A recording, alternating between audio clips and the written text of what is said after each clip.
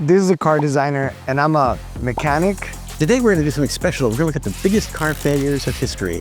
We're going to find out why they failed, and do they deserve to fail? Maybe not. First car. First up is the Yugo GV, 141,000, and so sold from 85 to 92 in the US. It does look like a Rabbit. A Volkswagen Rabbit. It's got that early Giugiaro, the straight line stuff. Straight line's a good choice because it really couldn't go in a straight line very well. I imagine there's a piece of engine in there. It's Fiat derived, and it's an old push rod. Okay, so I'll take that out, put a little K-series in there. Is there a picture of the back of this car? Oh yeah, look at that. You know what? There's an artistic factor here that most people would never recognize. You know what that is? It's the special ratio of the square taillights to the square hatch to the square car. Yeah. It's a square bumper. It's the square reverse lights. It's magnificent. They didn't know where to put those reverse lights, and they just slammed it in there. Well, it didn't have any, and U.S. regulations required them. So they just put some on. You just got to have a reverse light. Yeah. Nice. I want to see the inside of it. Look at that. You know what? It's not bad. No, you're right. It's not bad. It's hideous. Okay. Look how well the seats. Oh, that's a seat cover. Okay. I thought that was the original upholstery. My mistake. On our special scale, which goes from underappreciated down to worse than trash, this actually needs a category 5. That bad. Honestly, like, for me looking at it, like, nowadays they were able to put different engines, swap it, slam it, do something with it. I mean, it looks sexy. Unless you want to take and completely strip the body and re-weld every weld. You have that. You have that fantastic Yugoslavian quality. So you want to put it where then? The only place I can put it here is because there is no category 5. In the dumpster. This is the Ford Edsel. Ford made a mid-tier offering at precisely the time when Americans were looking to cut back on spending due to an economic recession. Attention production people, one of the reasons it failed was it's not a Ford Edsel, it's an Edsel. Ford set up a completely new division just to do Edsel. When you set up a division like that in a company and they start pulling people off, the guys in the existing division suddenly don't like you because you're taking their manpower. Got you. Okay, so there was a bad feeling through this. The Edsel came about from concerns Ford had that if you look at General Motors and Chrysler, they had GM, Plymouth, Chevy, Dodge, Pontiac, DeSoto, Oldsmobile, Chrysler, Buick, Imperial, and Cadillac. So they each had these separate divisions. And they had an idea that you bought a Chevy when you got richer, you bought a Pontiac, and you stepped up. Ford in those days had Ford, Mercury, and Lincoln, nothing else. So the purpose of Edsel was to fill these things and give them a what they call a migration path to the buyers. The goal was not to cannibalize your own product. It was to be out there to offer something where Ford never offered it. Got you. The design of the car was extremely controversial. From the start, they wanted it to be different so it would stand out. So if you look at 1950s cars in America, the fronts were all themed horizontally. Okay, and the rears, because of fins, were all themed vertically. Yeah. You look at an Edsel, it was vertical in the front, and in the back it was horizontal. It was really interesting car. It was a great idea, but it got sabotaged more from within and without. But it wasn't the product that killed it. What killed it was the environment and the internal politics at Ford. That's what finished Edsel. At a young age, I would say mid. Yeah, I'd put it here, but there is no here, so I will defer to El Jefe. The next is the Pontiac Aztek. This was Pontiac's first intro to the crossover market. It was targeting Gen X consumers. Breaking Bad is said to have potentially helped make it a cult classic in a weird way. That is one last car. It's really funny because it was based on a concept car that didn't look bad at all. It was a 2-door. It wasn't proportioned so vomitously, okay? But what happened was Buick were going to do this SUV, and they needed something else to rationalize the costs. So this kind of cool SUV idea that Pontiac had done that was smaller and a 2-door, really kind of neat looking in a weird way, or weird looking in a neat way, I'm not sure which, got forced to use all the bits and architecture under this Buick. So they were locked into things like where the windscreen header and base were. And they ended up with this bucket of warmth. That's just gross. Where would you put this monstrosity? Look, you should be looking over here. Okay. How's that? How's that, Sandro? Yeah, that sounds good.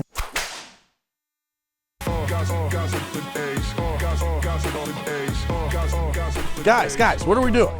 We've got so much left to do in this build. The engine's all screwy, the pistons are dirty, and we're not making anywhere near enough horsepower. Joe. Bro, chill. Have you not heard of Valvoline Restore and Protect? It removes up to 100% of engine-killing deposits and delivers 79% stronger anti-wear protection than the industry standard. Oh. Yeah, man, just use Valvoline. Click the link below to learn more about Restore and Protect. Okay then.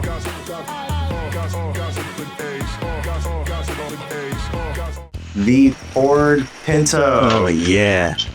Ford pushed rear-end testing until after the car's launch, which uncovered bolts in the bumper and the rear diff that could puncture the gas tank even in low-speed collisions, which could result in fires.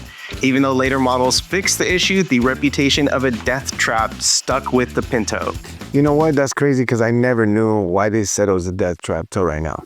When it first came out, there was this second rush of new compacts, and Chevy had a thing called the Vega, and Ford had the Pinto. As kids, we couldn't figure out what the body style was. The nickname we gave it, now bear in mind we were in, 7th grade, we nicknamed it, the body style was a sports. But which one?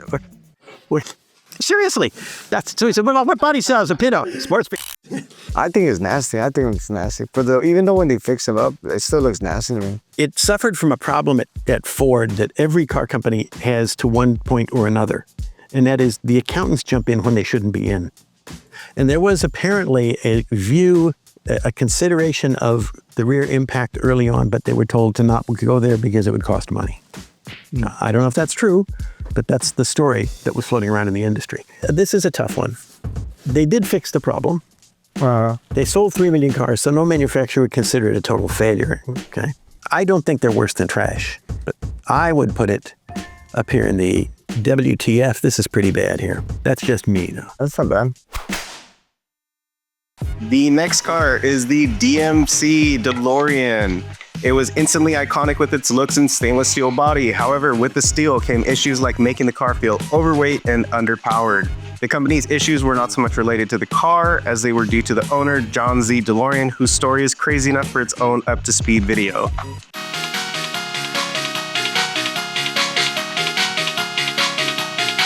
The car did have problems. As it was originally conceived, it was going to be a mid-engined car with a 4-cylinder engine. As they got more into it, they found it didn't work. They were talking with Peugeot about getting an engine. And they had a V6. It was going in the 604 in the States, so it was a U.S. legal engine, and they were in do mid-engine, and it didn't work. So they went to Lotus and had Lotus re-engineer the car pretty much underneath the same look. And Lotus ended up putting a Peugeot V6 at the rear behind the axle like a Porsche. So it went from mid-engine with theoretically pretty good weight bias to, oh my God, the tail's coming around again. Let's hang it out the rear axle. Because of its price and product positioning, it was going to be purchased by people who were more wealthy, let's say more exclusive, more assertive in their purchases. The problem they had is the guy just bought a DeLorean, he brought it home, man, I like this. And he looks across the street at his neighbor who bought a DeLorean that looks exactly like his. Right. Because the only color you could get was stainless steel. People buy cars to stand out and be distinctive. Yeah, because then it's like... It's an expression of yourself. That's correct. Now you look like your neighbor across the street. And you don't even like that. Exactly right. So that was a fatal mistake, but nobody recognized it. As the sales started tapering off in Southern California, there was a big DeLorean office near where I worked designing 323 wheel covers in Irvine. Yeah, that's right. For DeLorean. And one of the guys managing the office said, let's try painting them. Right. They had one painted yellow, one painted red, and one painted black. And it was a nightmare to do because painting stainless steel isn't less like going and putting a primer coat on. Having said that, they looked fantastic. They suddenly jumped out at you like, what the hell is that? And everybody in the office was living, staring out the window when this yellow DeLorean went around the corner. And we went over to the DeLorean office because somebody said, maybe it's coming, and it was. And the guy who came up with this idea was fired by John Z. DeLorean. He recognized some factor. They needed the car to stand out. So DeLorean was the Cybertruck, per se, right? Well, it was designed by a professional. It wasn't a sketch done by a third grader, okay? I say we drop that one mid. Yeah, I think mid as well. The next car is the Hyundai Excel. The Excel was Hyundai's first attempt at penetrating the U.S. market. I have to say one thing about the Excel. Mm-hmm. It was kind of like a whole bunch of parts that were put in a giant shake and bake bag and shaken until something like a car came out. It was, in fact, it served a very, very, very important service for Hyundai. It taught Hyundai that quality meant something. The thing with the Excel was the Koreans had never exported a car in volume anyplace. They went to the States, which if you're going to go in is probably not a bad one because particularly the West Coast is open to new brands. They're okay to Asian brands, so they give it a go. The problem was they didn't understand that when you build cars, you also have to build parts for the cars. Their attitude was if you build a part, you build a car. So spare parts were very hard to get, particularly body panels. And it got to the point that people were getting Hyundai stolen and they were being parted out and the parts bought by insurance companies so they can fix cars whose cars were bent up. Because they couldn't get parts from Hyundai because the business model the Koreans used didn't include that. That's where you want to put that one at, though. Oh, this is a toughie. The car itself probably belongs down here. But the lesson it taught Hyundai, in my mind, puts it here. I like it. I like it. Okay. I've seen it fixed up, so it looks pretty cool. Okay. The next car is the Chevy SSR, priced at $42,003. In 1999, 42,000? It went on that long. It is gross. Can I see the back so I can throw up? I'm glad I haven't had breakfast. Partially built by a company called American Sunroof Corporation. It doesn't have a sunroof, but the top did go down. Well, the top going down, there was a problem. If you drove the car and had the top down a lot, it didn't want to come back up. Or if you drove the car with the top up a lot, it didn't want to go down. I suspect because of structural flex. Yeah, it's correct. It's moving around. Jesus, that's nasty. Let me see the interior. I just want to throw up a little bit more. Bucket to Studio 3, please. Do you think they should know better? Yeah. That was gross. The next car is the Mercedes-Benz S-Class W140. Mein Augen! Do you know what this car was nicknamed in Germany? No. S-Class for Schweinklasse, the pig class, because it was so damned overweight. Mercedes got a telegram while they were developing this that basically said, that new thing from Toyota, that Lexus is quieter than this. And it was. It was. So the Germans, in their own way, decided, we can make the car quieter. So they double planed the glass. Yeah. Glass is the single heaviest structural item on any car, so they doubled the weight of that. They had to strengthen the doors to take the heavier glass. They had to strengthen the hinges and the locks to take the heavier doors. They had to strengthen the body, okay, to make it quieter. It was supposedly near 25% over the target price, manufacturer cost. It was supposed to launch at the Frankfurt show where it probably would have walked away with it. It launched at Geneva. The Swiss press to begin with are very eco and always have been. And it's like, well, you're building such a big car. This is clearly stupid. You know that? It was just, I mean, if you could screw it up any better, I'd like to see how. But it looks good. Yeah, it does. I say mid. Yeah, I say mid. I continue with this. Okay, the next car is the Chevy Corvair. The hood was prone to flying off due to weak hinges, causing many fatalities. The Corvair. This car is probably the reason we have safety standards today, and I don't mean that as a joke. The Corvair used in its first generation, which was the 1960 to 64 car, used a rear suspension called swing axle, which was common on Volkswagen, all kinds of things, where you had the transmission and the axles pretty much could move freely to get the independent suspension. The thing it didn't have was a camber compensator, which is a bar that ran between the two to keep the axles from swinging too much, because as the axles would move in, because the entire camber stays in, the track narrows and the car got very light in the rear. So they were prone to not rolling or first spinning. And they had a camber compensator on it, but the accountant said, take it off, too expensive. And I've heard it's the same thing with the hood hinges. They're too expensive. Oh, exactly. Because the accountants, they're real good engineers of Excel spreadsheets, but those won't save you in a crash. The other thing that killed the Corvair was the Mustang.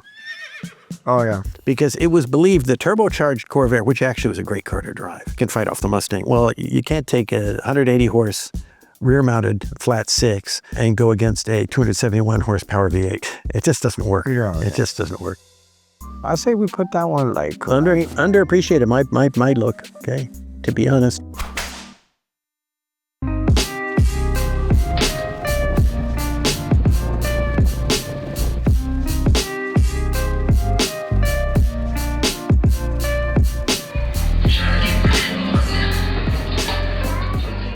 The next car is the Volkswagen Phaeton. Only 1,072 were sold from 05 to 07, and those were the only years it was available in the US. Wow. The Phaeton base was a second-gen Audi A8, and they delayed the Audi version to get this thing out.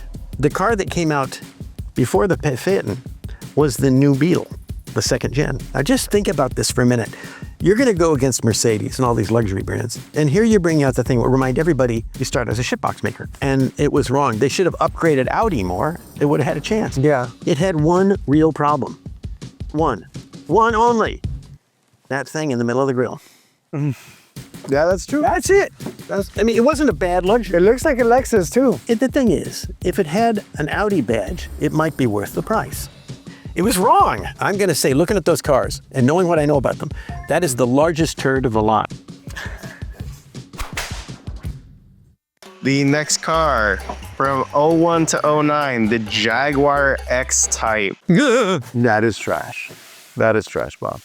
That was what was called a Ford Mondeo in Europe, and in the States, I think was called a Contour. Over here was called trash. It always looked to me like if you had a good neighbor, really friendly guy, nice guy who had four eyes and you kicked him in the balls. Okay. It always looked like that's what it'd be like. You go, oh, why'd you do that, Sandro? That was a bad car just all around. This was no. Windows sucked. The wiring sucked.